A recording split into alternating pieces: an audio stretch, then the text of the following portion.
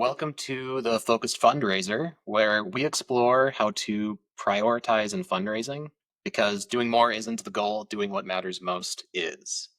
And the goal with this time is to hear from successful fundraisers like Trevor who are in the trenches, willing to share the practices they use on a daily basis to help them focus and know what moves the needle and focus on that. So today I'm joined by Trevor McPherson.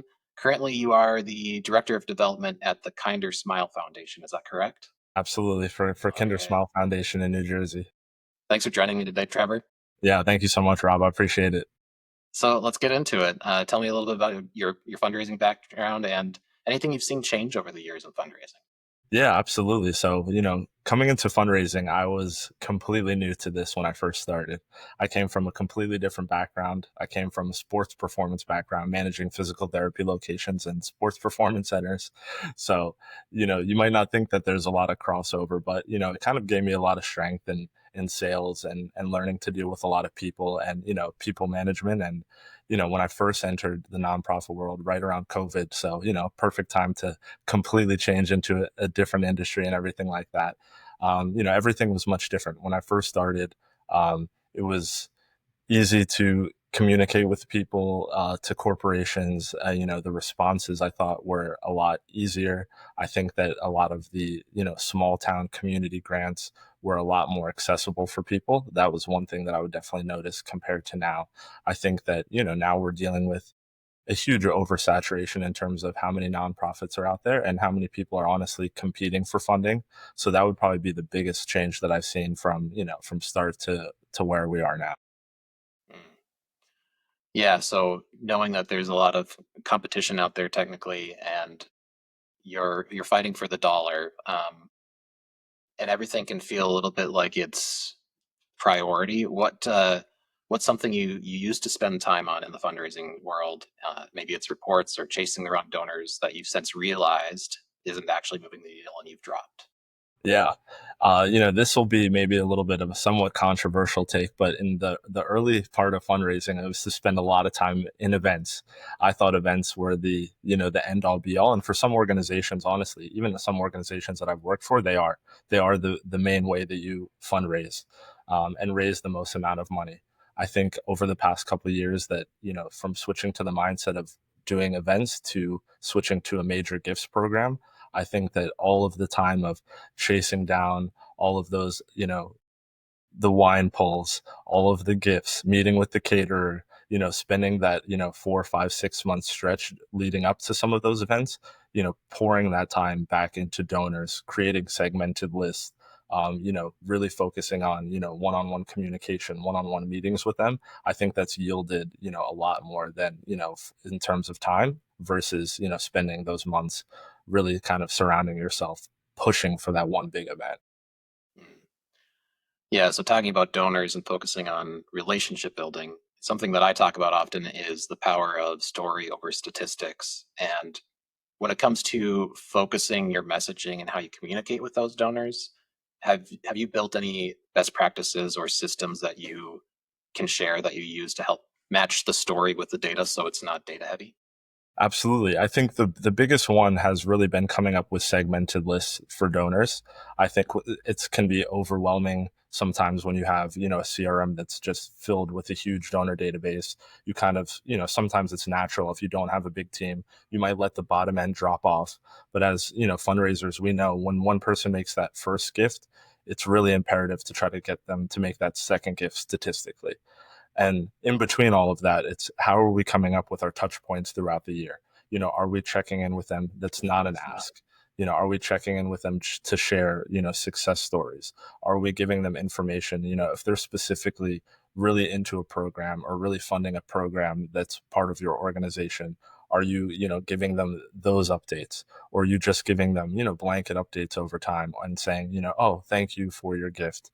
It gets kind of, watered down, and you can kind of really try to peel back the layers when you come up with those segmented lists. And you can leverage, things like your CRM to kind of come up with some target dates of, oh, I need to check in with this person in September, and I really need to check in with this person in November, and really trying to be as organized as possible with sharing some of those updates, I think is important. Yeah, And that's a big piece is CRMs tend to be, they're not always, but they tend to be where data goes to die, or we use, sometimes it's used as a repository for in the future when you leave and the next person comes in, they can Yeah, potentially look at the data, but actually using the data on a daily basis and pulling reports that help you today build relationships, absolutely. that's where CRM can thrive. So many people could benefit. Absolutely. 100% agree. Yeah. Okay, so you've worked across, from what I saw, policy, major gifts, grants. How do you decide where to focus your energy each week when every area can feel urgent? Yeah, I think that it's, almost finding a plan that works for you individually. I think every fundraiser that I've met has had a completely different personality and a completely different way that works for them. I think that, sometimes I almost take like a scrum master approach to things. I like to have a to-do list that could have like an A, B, C, and D. And A is always going to be that priority list. The B and the C and the D, those can all become interchangeable. But I think that it's important to have that strategic plan that's maybe that overhead vision of this is where we need to go over the next 6 months, or this is where we're heading towards the year. And then you're really breaking it down into those micro steps of are we leading up to an appeal, are we leading up to an event, are we leading up to an ask, or are we in a season of really just trying to connect with our donors and really kind of having that that meeting time with them. And I think it's just creating priorities and to-do lists daily. And then I think the biggest thing is obviously having somebody that can hold you accountable. Uh, I used to work with an executive director that we would carve out certain times of the week that we would call our dream sessions. So, we would have our work that we would, be entrenched in, but then we would have that time that would say, what if we reach out to this company, or what if we reach out to this person, or how about, coming up with this program? I think that that's also really important because kind of keeps the fun alive from, really trying to be out of the trenches 24/7. So. Yeah, that's awesome. I love that idea. So Scrum, this might be a tool that you already shared, but do you have any other habits or systems that you use to keep fundraising work focused on impact and not just activity? This goes a little bit back to CRM as well, right? Of saying like you can log a ton of activity to donor records, but if they're Yeah. not actually providing impact, is it worthwhile? Yeah, I think that it's really important to look at setting up objectionable goals.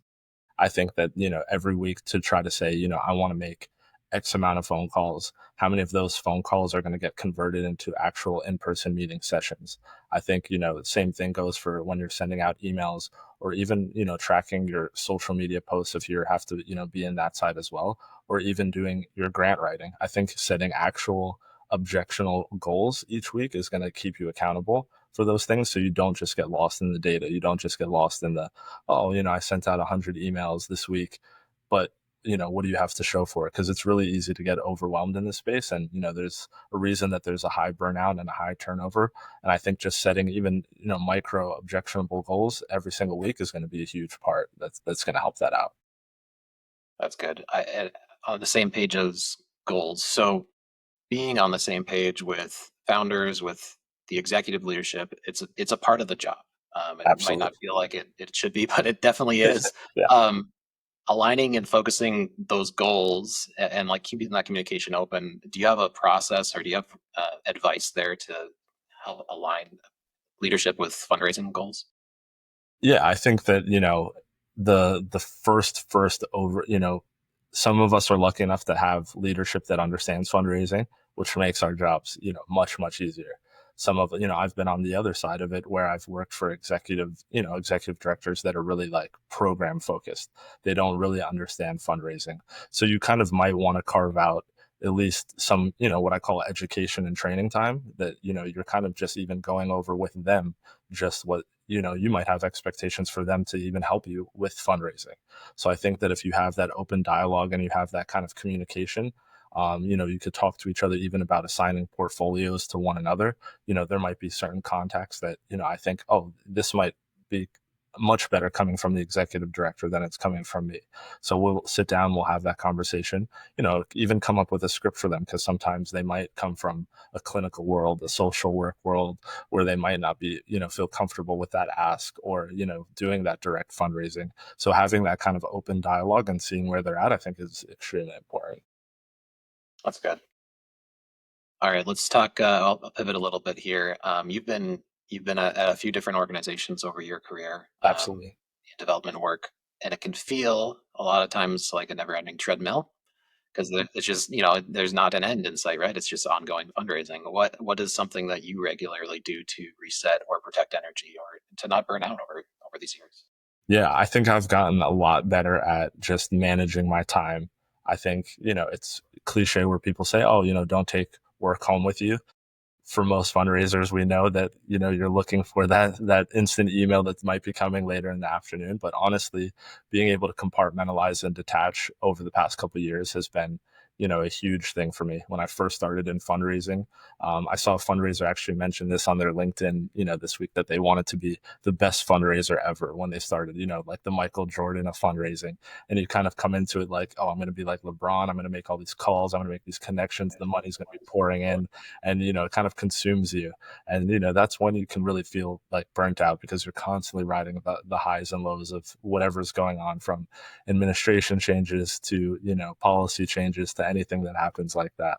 So I mean, for me, I'm lucky enough that I have a huge family. I live in a pretty remote location, so it's been easy for me to kind of detach myself and compartmentalize everything that I need to do. When the work is stressful, is compartmentalization. Uh, I would assume it's harder for you, like it is for most of us. Yeah. Do you find any practices of, I mean, so last week we talked about getting out and just going for a walk. Do you find any Yeah. practices to help compartmentalize? Yeah, yeah, absolutely. I think that one of the biggest ones is to take a break from the actual fundraising side, and I'll go spend time on the program side and Mhm. just talk to program staff. Like if I feel like if there's a rejection that comes in, I feel like if I have emails, I have deadlines, I have things, all of those things. Sometimes it's good to remind yourself about the mission of why you're doing the work, and to just go out and maybe speak to program staff, speak to some clients that are coming through the door, and then just kind of reattach yourself back to like, okay, this is, the big picture. This is why I do what I do. This is why I love what I love. I think that that's helped a lot. That's good. That's powerful. All right, last question for you, Trevor.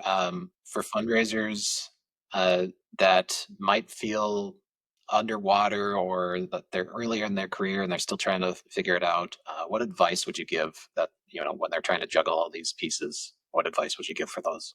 Yeah, I think that more than ever, um, it's a marathon, not a sprint, as cliche as that sounds. I think that, more and more donors are asking harder questions. I think that foundations are asking harder questions. I think there's higher expectations. I think that it's, you really just want to take the time and understand that it's about building relationships is really important right now. Connecting with your donors is really important right now, and that's going to take time. It's not going to happen overnight, and to just try to go through that process as best as you can. And then honestly, just find that system. Like I said, you will eventually find that system that works for you. Mm, it's good advice.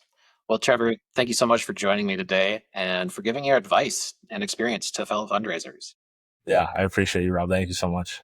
Yeah, you bet. So if you're listening and feel the pull to do less, but to do it better, I hope this conversation gave you a nudge to simplify, focus, and lean into the ruthless elimination of more.